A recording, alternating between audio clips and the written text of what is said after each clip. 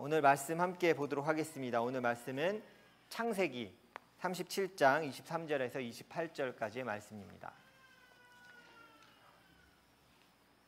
반 정도가 조금 가려지긴 하는데, 자, 우리 하나님 말씀을 경외하는 마음으로 다 함께 일어나서 함께 말씀을 봉독하도록 하겠습니다.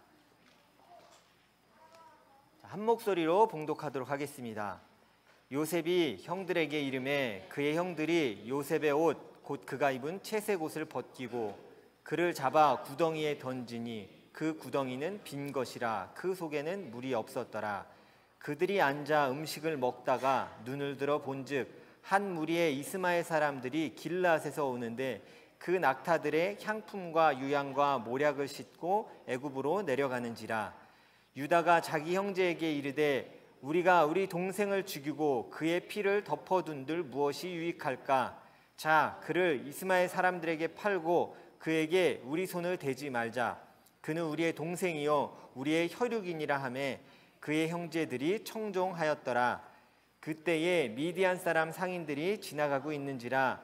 형들이 요셉을 구덩이에서 끌어올리고 은 20에 그를 이스마엘 사람에게 팔매 그 상인들이 요셉을 데리고 애굽으로 갔더라.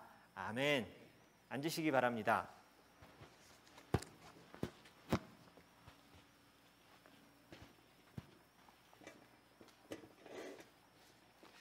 오늘은 사랑이 사라진 잔인함으로라는 제목으로 함께 말씀을 나누도록 하겠습니다. 오늘 좀 이게 눈에 거슬리진 않으시죠? 괜찮습니다. 살아가다 보면 별별 일이 다 있는데 뭐 이까쯤이야 저희가 이거에 저희가 무너지겠습니까? 현대사의 문제가 되는 특징들에 대한 기사를 제가 한번 본 적이 있습니다. 기사를 쭉 보면서 거기 질문이 이렇게 나왔는데 그 질문들 중에 몇 개를 제가 뽑아갖고 PPT로 좀 만들었거든요. 그럼 PPT로 같이 한번 잠깐 보도록 하겠습니다. 제 측면으로 가고요. 잠깐 보여주세요. TV로도 보이시죠? 자, 제가 하나 좀 읽어드릴게요. 다른 사람에 대한 공감 능력이 떨어진다. 다른 사람의 아픔보다는 나의 만족과 이익이 우선이다. 감정과 분노가 조절이 되지 않는다. 거짓말을 잘한다. 그러나 본인은 거짓이라고 절대 생각하지 않는다. 이게 어떤 사람의 특징이거든요. 뭐라고 생각하십니까? 이 정답 미리 알려드릴게요. 이거 사이코패스예요. 사이코패스의 특징을 제가 쓴 겁니다. 읽으시면서 나 사이코패스 아니야? 이런 분 혹은 이제 깨달았어. 내 배우자는 사이코패스였어. 이러라고 제가 이걸 절대 올린 게 아닙니다. 이거 말고 항목이 훨씬 많습니다. 제가 그냥 줄여서 오늘 설교에 필요한 부분만 쓴 거지 훨씬 많은 상황에 해당이 돼야 사이코패스지 여기 조금 해당이 되면 그냥 하나님 전 부족합니다. 더 성장해야겠습니다. 정도만 생각해 주시면 될 것 같습니다. 그래서 사실 이 질문을 하면 많은 사람들이 움찔한대요. 나 사이코패스 아닌가? 이런 것 때문에 모든 사람이 움찔하니까 괜찮습니다. 염려하지 마시고요. 모든 사람이 느낄 수 있는 감정입니다. 저는 오늘 특히 다른 사람의 아픔과 슬픔에 대해서 공감하지 못하는 것에 대해서 조금 함께 깊이 보고자 합니다. 특히 또 자신의 이익을 추구하고 그것으로 인해 발생하는 다른 사람들이 느끼는 아픔, 감정 이런 것들을 생각하지 못하는 것, 막무가내로 자기 주장을 하는 사람에 대해서 좀 보도록 하겠습니다. 요즘 뉴스 많이 보고 계시겠지만 아까 기도 때도 말씀해 주셨지만 한국 사회가 교회와 어쩌면 정치와 사회의 그 모든 문제로 거의 전쟁과 같은 일을 겪고 있습니다. 저는 보면서 이러다가 교회가 두 개로 갈라지는 수가 있을 수도 있겠다. 그냥 한국 교회가 그냥 저것도 주장하는 어떤 깃발을 들고 이렇게 가는 거기와 그것에 찬성하지 않는 교회로 나눠지지 않을까라는 생각까지 들 만큼 심각하게 지금 가고 있습니다. 보고 있으면 요즘 집회를 하죠. 사실 집회하지 말라 그랬는데 집회를 하고 있고 안전수칙도 다 무시되고 하나님 믿으면 코로나 안 온다고 얘기하면서 이렇게 모이고 있습니다. 그러면 마스크 우리 쓰고 있는 우린 뭐가 되나요? 그죠? 우리 하나님 예배하러 모였는데 왜 우리 마스크 쓰겠습니까? 최선으로 사회를 섬기는 것도 교회 역할이에요. 어떤 목사님의 글을 제가 하나 읽었는데 되게 마음에 와닿았어요. 종교의 자유는 목에 칼이 들어와도 하나님 앞에 예배하는 것 지키는 것이다. 그러나 잘 들으세요. 그러나 그 칼이 내 이웃을 향할 때는 그 칼을 거두어야 한다. 제가 성경 말씀 안 보고 그런 거 보고 감명받았어요. 하나님 맞습니다. 우리가 우리의 자유라고 주장하는데 그것이 이웃을 사랑하라고 했는데 그들에게 목에 칼을 대고 있는 행동이라면 그 칼을 거두고 우리 얼마든지 하나님 앞에 진실되게 예배할 수 있는데 그 칼을 목에 대면서 우리가 예배해야 되나? 중세의 십자군과 뭐가 다를까? 사람 죽여가면서 우리가 하나님의 복음을 전한다고 말하던 사람들과 뭐가 다를까라는 생각을 좀 하게 됐어요. 어떻게 보면 오늘 제가 이렇게 보여드린 사이코패스적인 모습들이 사람들에게 누구에게나 이렇게 다 나오는 거예요. 이게 특정한 사람들의 문제가 아니라 누구나 가지고 있을 법한 문제들이 사람들에게 다 있는 거예요. 정도의 차이가 좀 있습니다. 그러나 분명한 것은 이렇게 타인의 감정에 이게 공감하지 못하는 것, 그러면서 자신의 이익이 최우선으로 되는 것은 가정과 공동체에 악영향을 끼친다는 건 명확해요. 그거는 부정할 수 없어요. 그래서 이런 일들이 실제로 벌어지는 것이 오늘 우리가 읽은 야곱의 가정에 실제로 있는 일입니다. 말씀으로 돌아가서 함께 좀 보도록 하겠습니다. 여러분 드디어 이사야가 마무리되고 창세기가 시작됩니다. 할렐루야. 너무 좋아하시면 안 돼. 근데 너무 좋아하면 우리 꼭 이사야 말씀을 되게 등한시한 것 같잖아요. 그것도 너무 감사했습니다. 아멘. 너무 좋았어. 너무 감사했고 그러나 하나님 이제 또 다른 관점으로 볼 수 있도록 창세기를 허락해 주셨어요. 아시는 분은 계시겠지만 창세기를 이렇게 문단으로 툭툭 나눈다면 우리가 읽을 37장부터 새롭게 창세기가 전환점을 맞이합니다. 그게 요셉의 이야기예요. 우리가 읽고 있는. 그래서 창세기를 쭉 보면 앞에 이야기와 요셉 이야기부터 창세기의 그 분위기가 쭉 달라져요. 요셉은 사실은 굉장히 중요한 인물입니다. 구약에서. 어떤 인물이냐면 우리 그냥 알고 있었는데 제 개념만 잡아드릴게요. 구약에 쭉 이야기들이 있었어요. 근데 요셉이 37장에 딱 나옵니다. 자, 요셉이 어디로 팔려가죠? 이집트 애굽으로 팔려가죠. 팔려갔어요. 그리고 시간이 지난 이후에 창세기 다음에 무슨 책이 나오죠? 출애굽기, 엑소더스, 이집트로 나오는 얘기가 나오죠. 그러니까 엑소더스와 창세기 그 이 역사 이야기의 다리가 되는 인물인 거예요. 요셉 때문에 애굽이란 나라가 관련이 지어지고 거기서 나오는 그 성경의 이야기들이 시작되는 거예요. 그래서 성경에서 그냥 잠깐 요셉을 안 다루고 37장부터 이제 우리가 화요일부터 큐티하게 될 텐데 그때부터 이 창세기의 요셉의 이야기들이 하나하나 펼쳐지기 시작하는 거예요. 저는 어떤 생각도 했냐면 하나님 되게 감사합니다. 9월에 본문을 바꿔주셔서 감사합니다. 이게 이사야가 끝나서가 아니에요. 저는 이사야를 너무 사랑해요. 이사야 선지자도 사랑하고. 어떤 마음이었냐면 새롭게 우리가 순편성이 되잖아요. 그러면서 새 마음으로 순에서 나눌 수 있는 말씀을 또 새롭게 주시고 그동안 큐티를 쉬었던 우리 성도들 중에 쉬었던 분들이 창세기를 계기로 다시 함께 일어날 수 있는 계기를 좀 주시는구나라는 생각이 들었어요. 우리 아이들도 큐티를 다시 잘할 수 있도록 우리 부모님들께 간절히 부탁드립니다.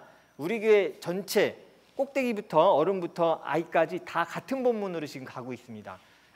만약에 자녀가 그것을 하는 것을 팔로우 잘 못 해주시면 내 아이만 못 따라가게 돼요.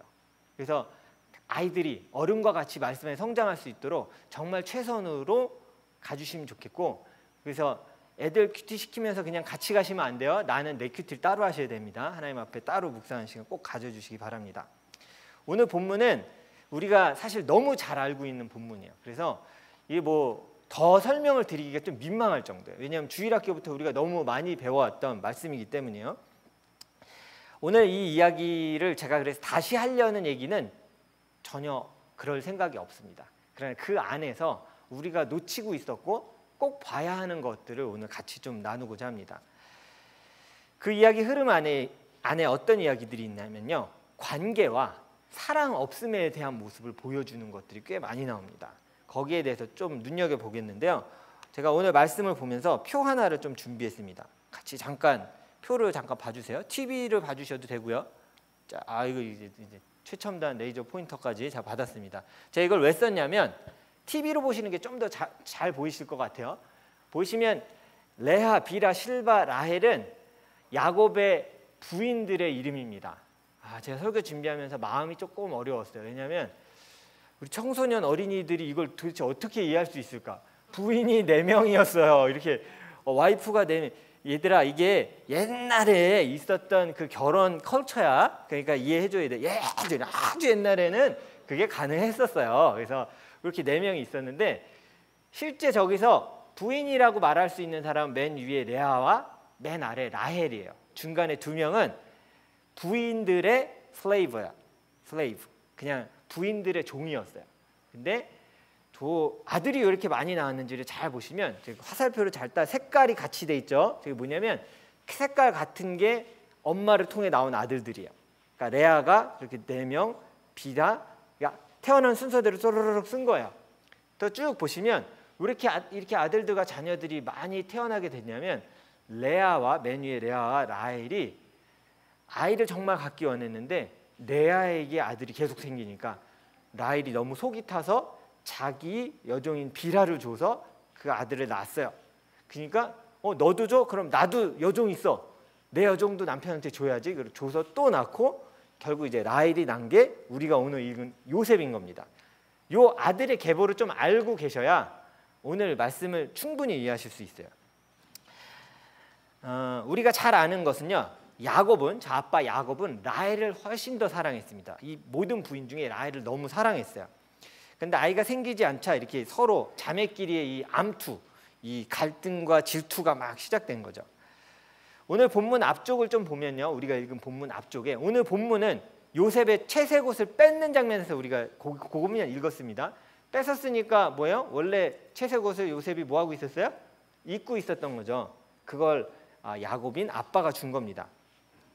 당시에는 잘 알고 계시겠지만 염색 기술이 별로 뛰어나지 않아서 색깔이 있는 옷이라는 것은 거의 그 로열 패밀리만 입을 수 있는 옷이었어요.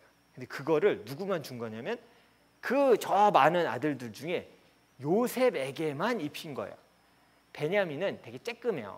이 채색옷을 입힐 때 우리가 이렇게 생각하잖아요. 베냐민 없었을 거라고 생각하시죠? 성경을 잘 보세요. 성경을 잘 보면 복잡하게 설명하기가 복잡해서 대부분 주일학교 사파에서 빼놓지만 추정하건대 베냐민이 있었을 거라고 추정해요. 왜냐하면 순서와 여러 가지 따졌을 때 베냐민이 있었어요. 다만 너무 애기니까 옷을 굳이 채색옷을 입히지 않아도 되고 걔는 형들의 질투의 대상이 아니에요. 그렇잖아요. 형들이 20살, 30살인데 만약에 동생 2살 태어났다고 지나가면서 꼬집으면 그거 헛산 거예요. 그냥 에이, 이렇게 하죠. 그건 질투의 대상이 아니에요. 근데 거의 17, 18 가까운 요셉은 얘기가 다른 거예요. 그는 질투의 대상이 충분히 될 수 있었어요. 그래서 염색 기술이 없었던 때 채색옷을 입었다는 것을 염두에 두셔야 돼요. 그게 조금 아이들에게는 어릴 수 있는데 엄마가 다른 사람이 낳은 그 브라더에게 형제들에게 이게 좋아 보일 리가 없는 거예요.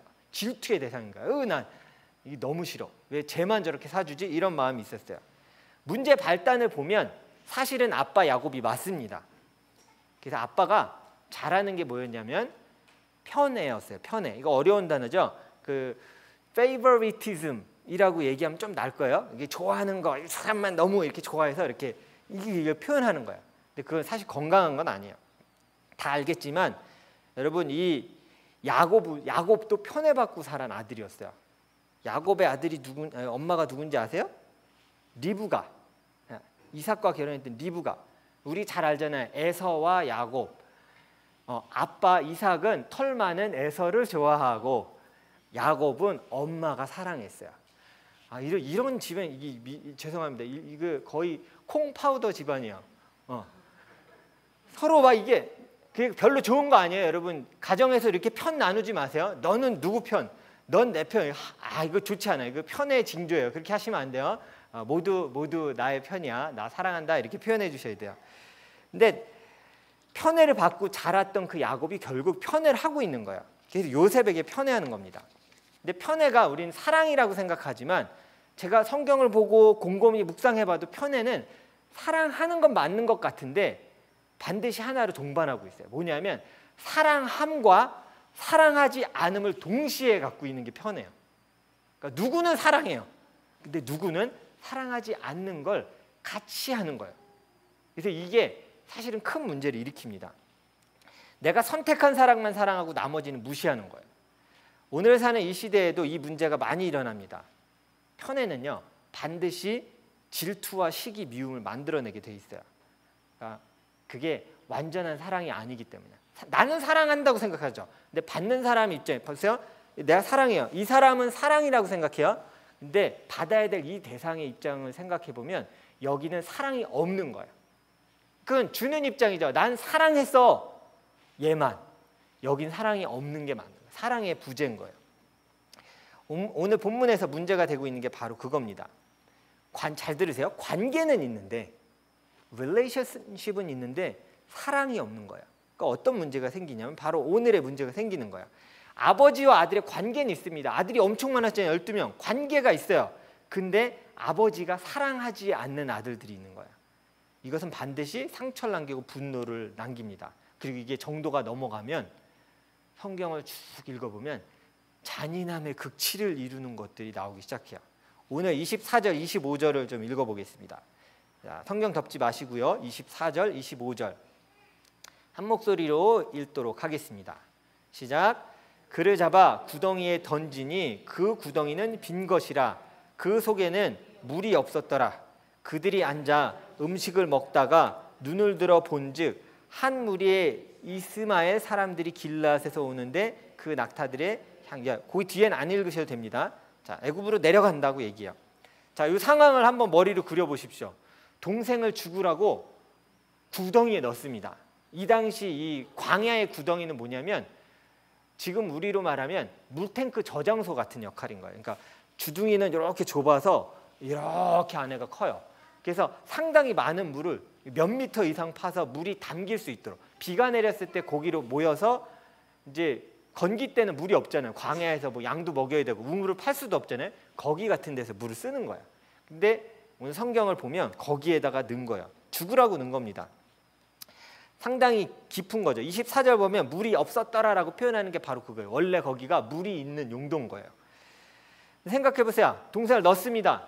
여러분은 죽이려는 동생 넣는데 한 3m, 5m 떨어지면 다리 부러지고 죽으면 어떻게 해? 밧줄로 조심히 내려주자 이럴 것 같으세요? 아니면 사다리를 해갖고 안전하게 아래까지 내려가고? 아니요. 그냥 제가 봤을 때 그냥 밀어넣었을 것 같아요. 성경 어디에도 나오지 않지만 주변을 봤을 때 배려하지 않았을 것 같아요. 그냥 다리가 부러지는 게 무슨 상관이에요. 죽이려고 넣었는데 그냥 밀어 넣는 거죠. 동생을 죽게 만들었어요. 지금 거 안에 어떻게 되는지도 몰라요. 상황을. 넣었는데 성경을 보면 너무 잔인한 장면이 나와요. 25절이에요. 그들이 앉아 뭐 한다고요? 그들이 앉아서 뭐 한다고요? 지금 동생을 죽이기를 하고 구덩이에 넣었어요. 바로 한 게 뭐예요? 음식을 먹더니. 저는 이 구절 묵상하는데 무서웠어요. 사이코패스야 이거. 우리 영화 보면 나오잖아요. 동생이 지금 죽어가고 구덩이에서 죽음을 직감한 동생이 떨고 있는데 형들은 나와서 뭐예요? 넣어놓고 밥 먹고 있는 거야. 아, 야, 이랬더니 배고프다. 상상이 안 되는, 우리 그냥 맨날 주일학교에 배웠으니까 이게 되게 노멀하게 우리가 이해하는데요. 여러분의 상황으로 이걸 한번 보고 놓고 생각해 보세요. 상상할 수 없는 일인 거예요. 동생을 죽으라고 구덩이에 넣어놓고 난 나와서 형제들과 지금 밥을 먹고 있는 거야. 동생의 죽음과 절망에 전혀 공감되지 않는 거야. 그들은 자신의 분노를 그냥 표현하는 것에, 자신의 이익에 만족하고 있는 거야. 그리고 아버지의 사랑의 대상을 제거한 것에 만족하고 있는 거예요. 그러면서 26절에 또 잔인한 장면이 또 나옵니다. 26절에 유다가 이렇게 얘기합니다. 같이 읽겠습니다. 시작. 유다가 자기 형제에게 이르되 우리가 우리 동생을 죽이고 그의 피를 덮어둔들 무엇이 유익할까? 유다가 굉장히 지혜로운 것 같죠. 근데 여러분 이 의도를 잘 아셔야 돼요. 하나님은 피를 흘려서 피가 땅에 흘러질 때 그 피값을 물으시겠다고 그랬어요. 우리가 잘 알고 있잖아요. 우리가 아벨도 잘 알고 있고 태초에 있었던 그 살인의 사건들 하나님이 벌하실 때 뭐라 했어요? 그 피값을 물으시겠다고 그랬어요. 유다가 지금 살려주자는 그 의미 뭔지 아세요? 핏값을 하나님이 우리한테 찾으셔서 우리가 당하면 안 되니까 피를 흘리지 말자요. 이게 냉정하게 보셔야 돼. 이게 자비함으로 형이 지금 자비를 베풀어 주는 게 아니라 극도로 이기적으로 내가 얘 죽인 것 때문에 내가 피해 볼 수는 없으니까 피를 흘리지 말자. 그냥 손 안 대고 팔아서 없애버리는 게 낫지라고 얘기한 거야. 나중에 그 자리에 큰 형 르우벤은 없었어요. 근데 나중에 구덩이에 가봤더니 동생 꺼내주려고 가봤더니 동생이 없어진 겁니다. 그래서 성경을 보면 르우벤이 옷을 찢으면서 와 어떡하냐 막 이래요. 그것도 저도 예전에는 르우벤이 큰 형이니까 좀 형답구나라고 생각했는데 성경을 보면 볼수록 아니요. 그 큰 형의 듬직함이 아니라 큰 형이 고백해요. 내가 아버지에게 뭐라고 얘기할까? 지금 좀 이해가 되세요? 이 형들이 지금 야 어떡하냐는 동생을 사랑하고 공감하는 마음이 아니라 내가 당할 책임과 내가 당할 벌 때문에 두려워하는 거야. 지금 요셉의 마음과 거기엔 전혀 공감되지 않고 있는 거야. 넌 너고 넌 죽어. 난 내가 걱정인데 아빠한테 혼나겠는데 하나님이 나에게 핏값을 찾으시면 어떡하지? 라는 것 때문에 이렇게 행동하기 시작한 거예요.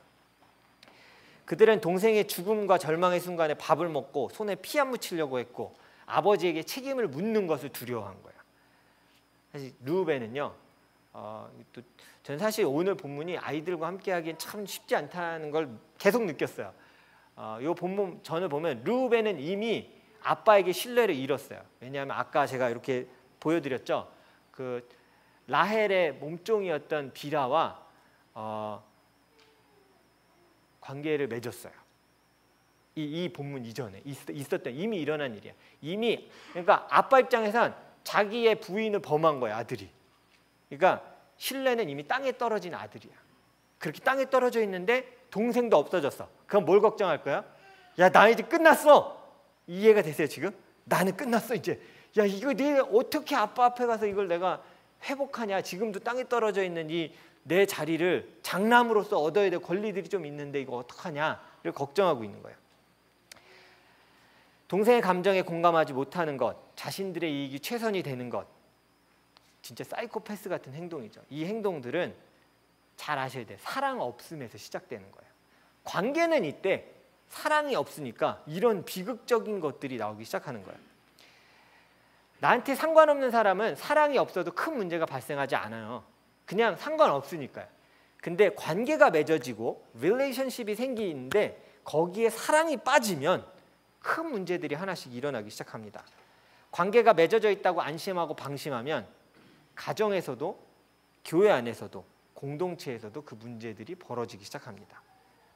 제가 여러분에게 묻겠습니다. 그럼 지금 이 야곱의 집에 일어난 모든 문제는 야곱의 책임입니다. 맞습니까? 시작은 맞는 것 같은데 들으면 들을수록 저도 보면 볼수록 이게 야곱 한 명한테 야곱이 편애로 시작했으니까 네가 다 뒤집어 써야 돼. 너 잘못이야라고 할 수 있는 문제일까를 보게 됐어요. 우리 어떤 비극적이고 되게 당황스러운 상황이 되면 사람들이 이게 죄의 본능이에요. 제일 하기 쉬워하는 게 뭐냐면 한 명 누구 찍어요. 너 때문에 지금 이렇게 됐어.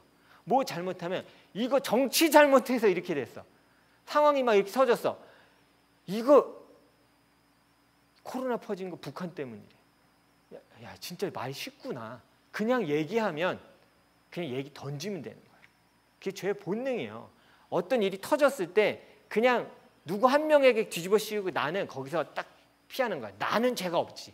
너 때문이야. 이건 진짜 악한 사람들의 본능인 거예요. 우리 모두가 범할 수 있는 실수이기도 합니다. 잘못은 아버지에게 시작한 건 분명합니다. 그러나 형들에게도 문제가 있었어요. 그리고 우리는 알고 있어야 돼요. 요셉에게도 문제는 있었어요. 아버지와 아들이라는 관계가 있었는데요. 야곱에게는 다른 아들을 향한 사랑이 없었어요. 편애했잖아요. 관계는 있는데 사랑이 없었어요. 요셉의 형들에게도요. 형제로서 요셉과 나는 형제라는 관계가 있었는데 사랑이 없었어요. 이게 무서운 일들이 벌어집니다. 관계만 주어지잖아요. 차라리 없을 뻔한 게 나을 상황들이 일어나기 시작해요. 우린 경험적으로도 알고 있어요. 그게 때로 가정에서도 일어나고요. 교회와 공동체에서도 충분히 일어날 수 있는 일이에요.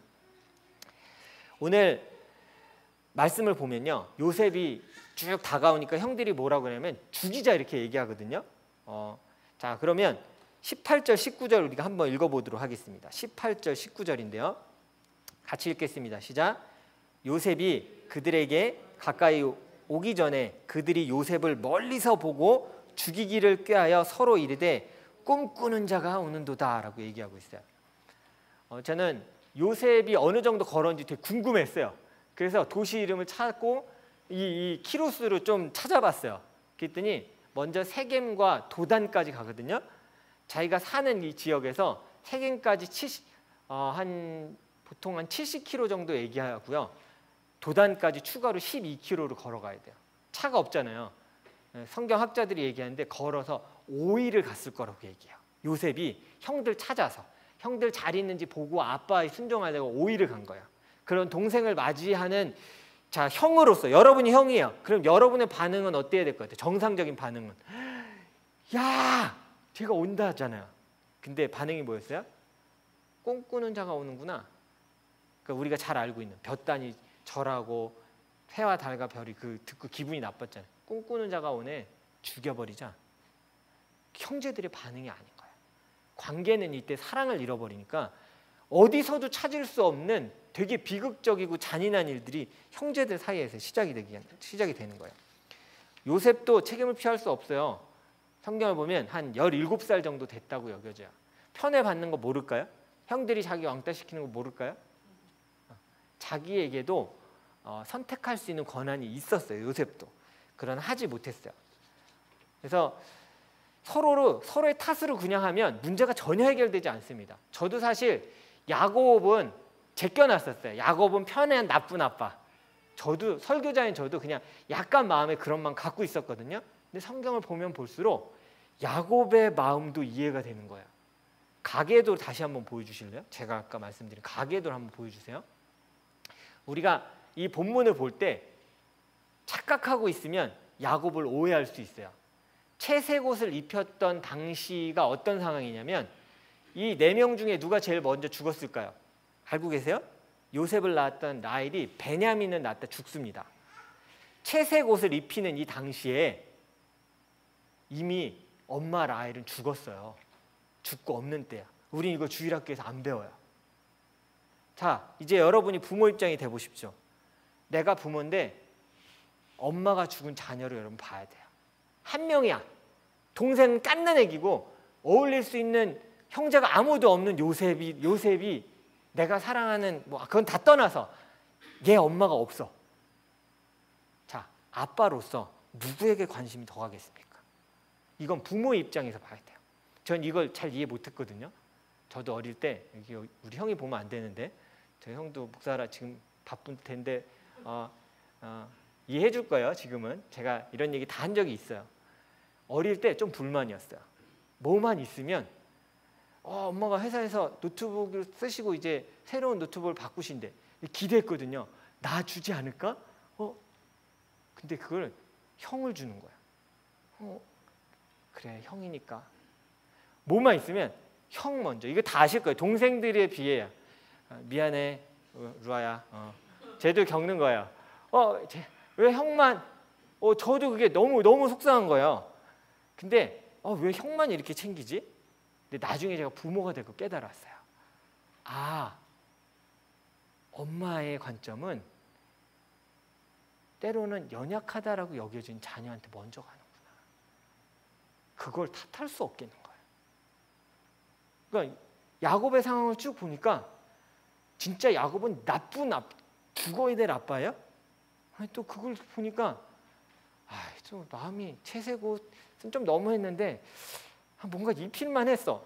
채색 옷 안 되면 팔토시라도 하나 뭔가 좀 해주고 싶은 마음이 생길 것 같다는 생각이 드는 거야. 정말 이 치킨 전쟁 같은 이곳에서 승자가 없어요. 야곱도 그 아들들도 요셉도 누가 승자입니까 지금? 다 피해자잖아요.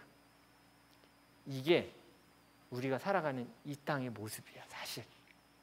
어느 누구 승자가 없는 것 같고 그냥 다 피해자인 것 같아요. 다 억울해요. 그러니까 내 이익만 챙겨야 되고 관계는 이때 사랑을 끊기 시작해요. 그게 편하거든요. 이제 끊어. 내 것만 먼저 받아야 돼. 내가 먼저 챙김 받아야 돼. 내가 해야 돼. 그냥 끊으면 어느 순간 그냥 하나님이 원하시지 않는 방향으로 가기 시작하는 거예요. 그 때로는 잔인함으로 흘러가기 시작하는 거예요.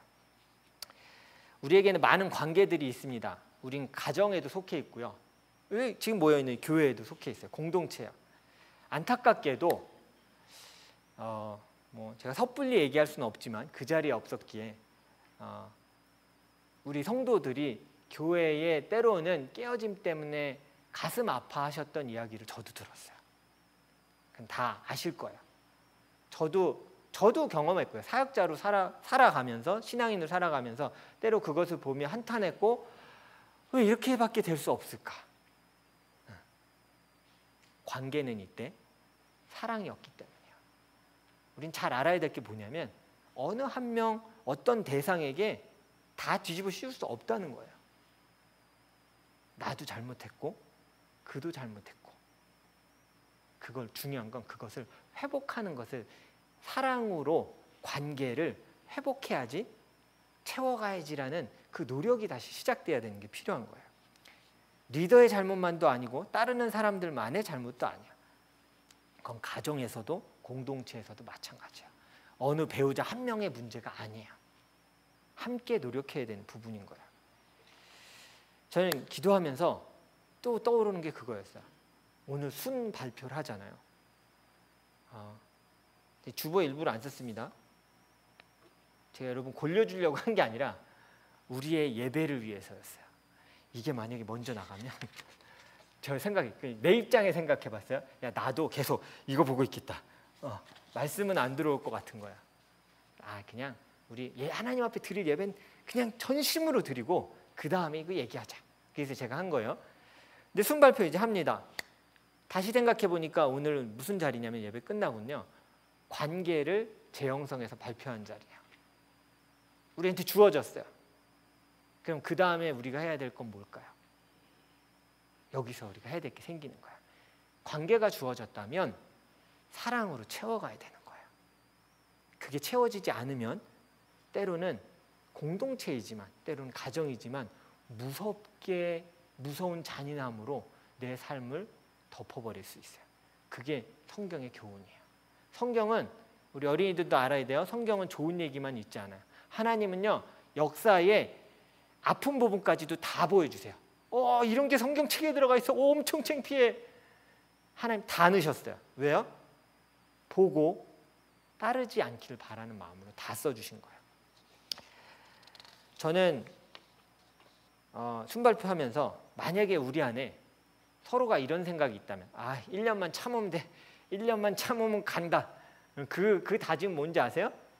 관계는 받았대. 나는 사랑 안 할 거예요. 어떤 잔인함이 와도 난 몰라. 내일은 아니니까. 죄송합니다. 그 영적 사이코패스 같은 생각일 수 있어요. 저 사람의 감정, 저 사람이 느낄 마음 아무것도 생각하지 않고 그냥 내가 좋았으면 좋겠어. 그건 하나님이 원하시는 공동체의 모습이 아니에요.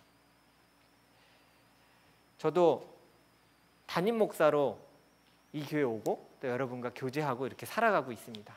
제가 이 목회자라는 담임 목사라는 이 관계잖아요. 관계, 성도와의 관계로만 제가 살아간다면 저는 단언합니다. 저는 교회를 망칠 거예요. 이 공동체는 깨질 거예요.